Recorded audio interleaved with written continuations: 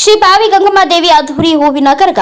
ಶ್ರೀ ಬಾವಿ ಗಂಗಮ್ಮ ದೇವಿಯ 10ನೇ ವರ್ಷದ ಹೂವಿನ ಕರಗ ಮಹೋತ್ಸವ ವಿಜೃಂಭಣೆಯಿಂದ ನಡೆಯಿತು. ಮಲ್ಲಿಗೆ ಹೂಗಳಿಂದ ಅಲಂಕರಿಸಿದ ಹೂವಿನ ಕರಗವನ್ನ ಕರಗದಾರಿ ಹೊತ್ತು ಕೆಆರ್ಪುರದ ಹಳೆ ಪೊಲೀಸ್ ಠಾಣೆ ರಸ್ತೆಯಿಂದ ಕೋಟೆ ವೆಂಕಟರಮಣ ಸ್ವಾಮಿ ದೇವಾಲಯ ರಸ್ತೆ, ಬಾಲಪ್ಪಾರೆಡ್ಡಿ ಬಡಾವಣೆ, ಕೆಟಿ ವೆಂಕಪ್ಪ ಬಡಾವಣೆ, ವಾಸವಿ ಮಹಲ್ ರಸ್ತೆ, ಕುಂಬಾರ ಬೀದಿ ರಸ್ತೆ ಸೇರಿದಂತೆ ವಿವಿಧ ಬಡಾವಣೆಗಳಲ್ಲಿ ಸಂಚರಿಸಿ ಮನೆಗಳಿಂದ ಪೂಜೆ ಸ್ವೀಕರಿಸಿ ಬೆಳಗ್ಗೆ 4:30ಕ್ಕೆ ಕೆಟಿ ರಾಜ್ಕುಮಾರ್ ಆಫೀಸ್ ರಸ್ತೆಯಲ್ಲಿ ಕೊನೆಗೊಂಡು ಶ್ರೀ ಗಂಗಮ್ಮ ದೇವಾಲಯ ತಲುಪಿತು. ಶ್ರೀ ಬಾವಿ ಗಂಗಮ್ಮ ಜಾತ್ರಾ ಮಹೋತ್ಸವ ಅಧ್ಯಕ್ಷ ಕೆಟಿ ರಾಜ್ಕುಮಾರ್ ಮುಂದಾತ್ವದಲ್ಲಿ ನಡೆದ ಕರಗ ಉತ್ಸವ ಕಣ್ತುಂಬಿಕೊಳ್ಳಲು ಅಯ್ಯಪ್ಪ ನಗರ, ರಾಮಮೂರ್ತಿ ನಗರ, ದೇವಸಂದ್ರ, ಐಟಿಐ, ವಿಜಿನಾಪುರ ಸೇರಿದಂತೆ ವಿವಿಧ ಭಾಗಗಳಿಂದ ಸಹಸ್ರಾರು ಸಂಖ್ಯೆಯಲ್ಲಿ ಭಕ್ತರು ಆಗಮಿಸಿದ್ರು. ಈ ವೇಳೆ ಭಕ್ತರು ಕರಗದ ಮೇಲೆ ಮಲ್ಲಿಗೆ ಹೂಗಳನ್ನು ಹಾಕಿ ಧನ್ಯತಾ ಭಾವ ಮೆರೆದ್ರು.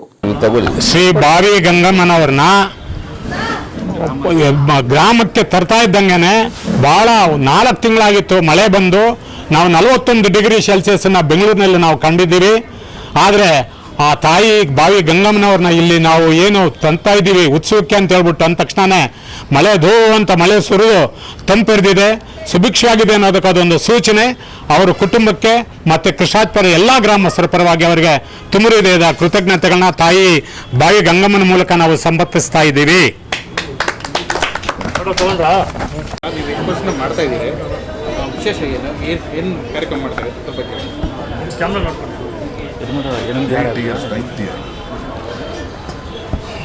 ಕೆಆರ್ಪುರಂ ಎಲ್ಲ ಗ್ರಾಮಸ್ಥರಿಗೂ ನಮಸ್ಕಾರಗಳು.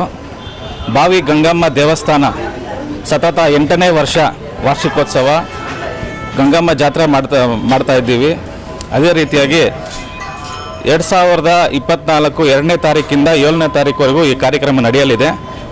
ಇನ್ನೇನಿನ ಕೆಲವೇ ಕ್ಷಣಗಳಲ್ಲಿ ಕರಗ ಮಹೋತ್ಸವ ಪ್ರಾರಂಭ ಆಗುತ್ತೆ.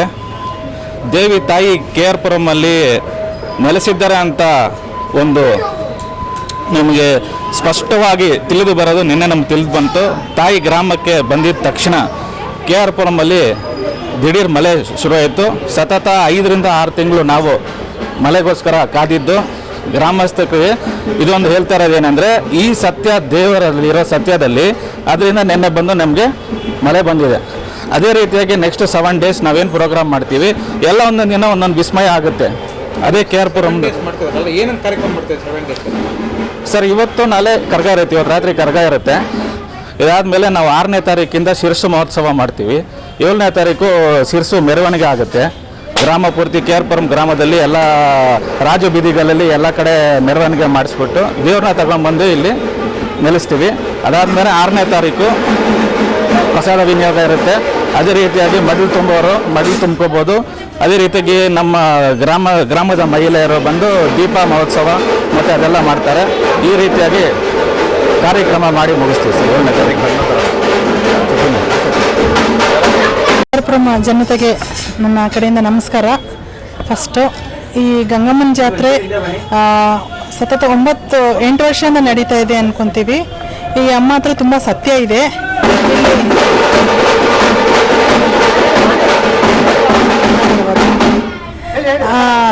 ಮತ್ತೆ ನಾವು ಇಲ್ಲಿ ತುಂಬ ಹೆಣ್ಮಕ್ಳು ಬಂದು ಮಂಗಳವಾರ ಶುಕ್ರವಾರ ಪೂಜೆಯನ್ನು ಸಲ್ಲಿಸ್ತಾ ಇದ್ದಾರೆ. ಅಮ್ಮ ಹತ್ರ ತುಂಬ ಸತ್ಯ ಇರೋದಂತೂ ಸತ್ಯ. ನಾವೆಲ್ಲ ಶುಕ್ರವಾರ ಮಂಗಳವಾರ ಪೂಜೆ ತಿಳಿಸ್ಕೊಂಡು ಹೋಗ್ತೀವಿ.